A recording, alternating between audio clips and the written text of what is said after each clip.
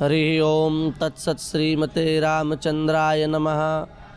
रामाय रामभद्राय रामचंद्राय वेधसे रघुनाथाय नाथाय सीताया पतये नमः। श्री सीतानाथ समारंभां श्री रामानंदार्य मध्यमां अस्मदाचार्य पर्यन्तां वंदे श्री गुरु परंपरां। श्री वृंदावन बिहारी लाल की जय। आज आधुनिक जो परंपरा चली है उस परंपरा का आज नव वर्ष है। पाश्चात्य परंपरा एवं संस्कृति को मानने वाले जो लोग हैं उनका आज नव वर्ष है। हम पहले भी निवेदन कर चुके हैं कि नव शब्द का तात्पर्य नए से है। यह मनुष्य शरीर अत्यंत दुर्लभ शरीर है। श्री रामचरितमानस के उत्तरकांड में सबसे दुर्लभ कवन शरीरा जब प्रश्न किया गया कि सबसे दुर्लभ शरीर कौन सा है, तो उसमें सबसे दुर्लभ शरीर मनुष्य शरीर को बताया गया। ऐसा दुर्लभ मानव देह हम सबको भगवत कृपा से प्राप्त हुआ है। ऐसे दुर्लभ मानव देह को प्राप्त करने के बाद हम अपने संकल्प शक्ति को दृढ़ करें, भगवान के चरणों में अपने आप को लगावें, भगवान के नाम रूप लीला धाम में अपने आप को लगावें, देश की सेवा में अपने आप को लगावें, राष्ट्र की सेवा में अपने आप को लगावें, व्यसन मुक्त एवं विकार मुक्त होने का अपने जीवन में प्रयास करें। वस्तुतः काम, क्रोध, लोभ, मद, मात्सर्य, ईर्ष्या, द्वेष, अहंकार आदि जितने भी विकार हैं वे सब विकार जहाँ रहते हैं उसे ही नष्ट करते हैं। इस बात को बड़े ध्यान से समझें। क्रोध हमारे भीतर रह कर के हमें ही नष्ट कर देता है, लोभ हमारे अंदर रह कर के हमें ही नष्ट कर देता है, काम हमारे अंदर रह कर के हमें ही नष्ट कर देता है, हमारी ऊर्जा शक्ति को नष्ट कर देता है, हमारी क्रिया शक्ति को नष्ट कर देता है, हमारी विचार शक्ति को नष्ट कर देता है, हमारी जो सही दिशा में जाने वाली बुद्धि है उस बुद्धि को कुंठित कर देता है। इसलिए ये विकार जहाँ रहते हैं उसी का नाश करते हैं। वस्तुतः इनकी सत्ता नहीं है। आगमा पाइनो नित्याह आने जाने वाले हैं, पर आने जाने वाले होने के बाद भी हमको व्याकुल कर देते हैं, हमको विक्षिप्त कर देते हैं। वे हमें अपने सदा वश में किए रहते हैं। ये जो आधुनिक नववर्ष है, पाश्चात्य परंपरा वाला नववर्ष है, कम से कम जो इसको मानते हैं वे कम से कम ऐसा संकल्प करें कि यह वर्ष हमारा ऐसा वर्ष होगा जिस वर्ष में विकारों के अधीन हम नहीं रहेंगे, हमारे अधीन विकार रहेंगे। हम जैसा चाहेंगे वैसी हमारी इंद्रियां चलेंगी, हम जैसा चाहेंगे वैसा हमारा मन कार्य करेगा, हम जैसा चाहेंगे वैसी हमारी बुद्धि कार्य करेगी। हम इंद्रियों के अधीन नहीं होंगे, इंद्रियां हमारे अधीन रहेंगी, इंद्रियां हमारे ऊपर निग्रह नहीं करेंगी, हम इंद्रियों के ऊपर निग्रह करेंगे। यही वस्तुतः मनुष्य जीवन की सफलता है। और इन इंद्रियों को निग्रह करके हम अपनी इंद्रियों को कहाँ लगाएं, क्योंकि ये तो कहीं ना कहीं जाएंगी, मन तो कहीं ना कहीं जाएगा। इसका हमने निग्रह कर लिया, लेकिन निग्रह करने के बाद इसको लगाएं कहाँ? तो भैया इस मन को भगवान के नाम में लगाओ, भगवान के रूप में लगाओ, भगवान की लीला में लगाओ, भगवान के धाम में लगाओ, सेवा में लगाओ। रामस्य नाम रूपम च लीला धाम परात्परम एतत् चतुष्टयम नित्यम सच्चिदानंद विग्रहम। भगवान का नाम, भगवान का रूप, भगवान की लीला, भगवान का धाम चारों नित्य हैं, चारों सच्चिदानंद विग्रह भगवत स्वरूप ही हैं। ऐसा संकल्प करके आप अपनी जिह्वा को भगवान नाम में लगा लो, आप अपने शरीर को आप अपने नेत्रों को भगवत दर्शन में लगा लो, आप अपने नेत्रों को भगवत लीला के दर्शन में लगा लो, आप अपनी इंद्रियों को भगवत धाम के सेवन में लगा लो। सेवा का स्वरूप समझो, खूब सेवा करो, खूब भजन परायण होकर के रहो। इसी में नए वर्ष की सफलता है। और ठीक इससे विपरीत यदि हम अहम को पोषित करते हुए अपनी इंद्रियों को स्वच्छंद एवं व्यभिचार प्रवृत्ति में ले जाएंगे तो उससे हमारा नाश होगा। क्या है कि हम लोग अहम की वृत्ति को प्रदान करके और मन में विचार करते हैं कि कोन्योस्ति सदृशो मया, गीता में भगवान ने कहा मेरे जैसा कौन है, ऐसा हम लोग सोच लेते हैं। और अनेक चित्त विभ्रांता मोहजाल समावृता प्रसक्ता काम भोगेषु पतन्ति नरके शुचौ, पतन्ति नरके शुचौ।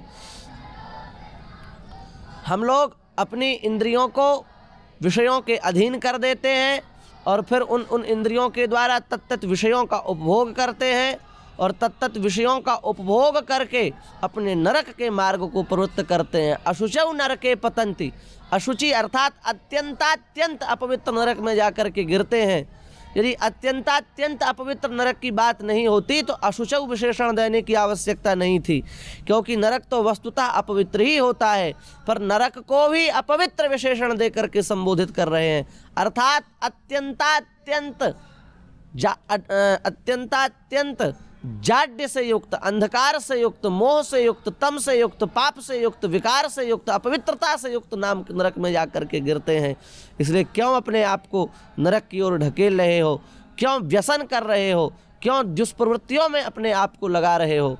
अपने मन को प्रिया प्रीतम के चरणों में लगा करके देखो।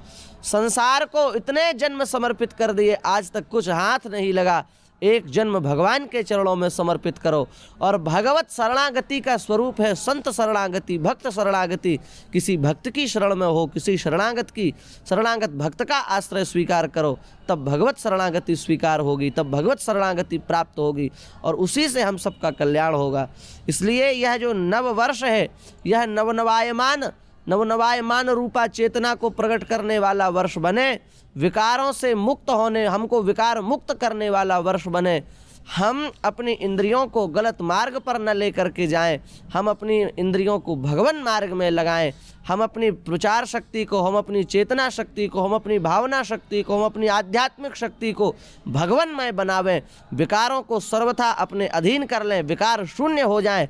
विकारों के ऊपर हमारी सत्ता होनी चाहिए और सब कुछ संकल्प से हो सकता है। सब कुछ मन के जीते जीत है, मन के हारे हार। मन का हमारा प्रबल निश्चय होगा तो संसार की कोई शक्ति हमें भगवत प्राप्ति करने से नहीं रोक सकती।